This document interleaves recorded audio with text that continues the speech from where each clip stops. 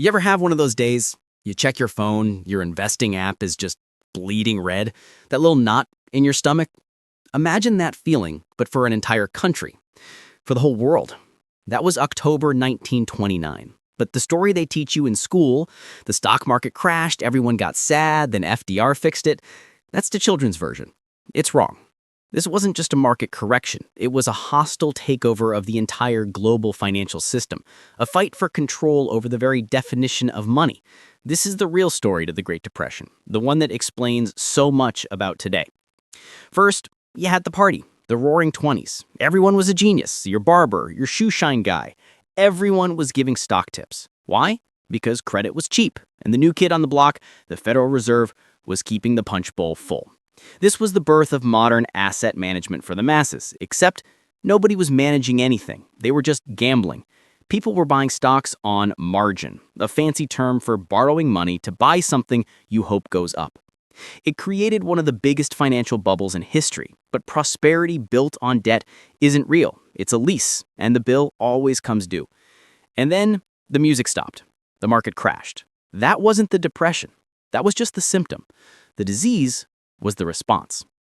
See, back then the world was on the gold standard. Every dollar was supposed to be a claim check for a real piece of gold in a vault. So when the panic started, the central banks, especially the Fed, had a choice. Do they print more money to save the failing banks and risk people cashing in their dollars for gold, draining the vaults? Or do they protect the gold, tighten monetary policy, and let the banks fail? They chose the metal over the man. They raised interest rates, credit vanished overnight, over 9,000 banks went under. Your life savings, gone. That's not a recession, that's an economic collapse.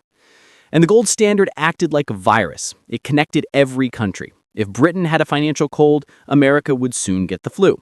It forced this policy of deflation, where prices fall on everyone. Sounds good, right? It's not. It's economic poison. It makes debt impossible to repay and kills any reason to invest. This is a core lesson in financial history. Deflation is often more dangerous than inflation. So, what happened? A global currency war. Britain blinked first, abandoning the gold standard. Their economy started to breathe again. But America held on, convinced it was a moral issue. People were starving, but hey, the dollar was strong. Then came FDR.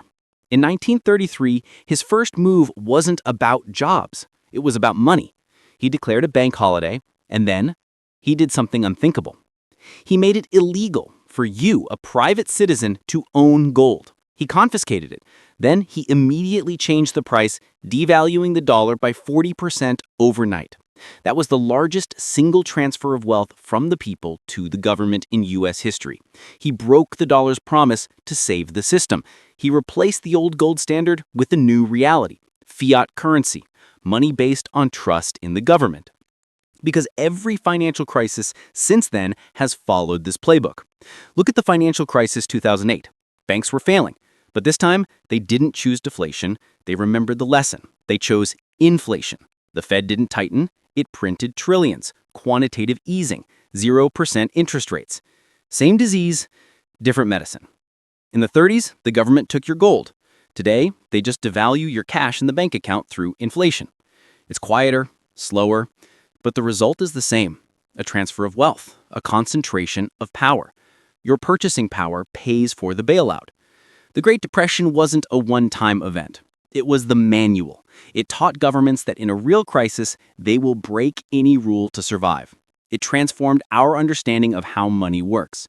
So the next time you hear politicians and central bankers talking about stabilizing the economy, remember what that really means. The game is rigged to save the system, not your savings. Understanding this piece of economic history is the first step towards true financial literacy. History doesn't repeat, but it sure does rhyme. If you want to understand the rhymes, you're in the right place. Hit subscribe.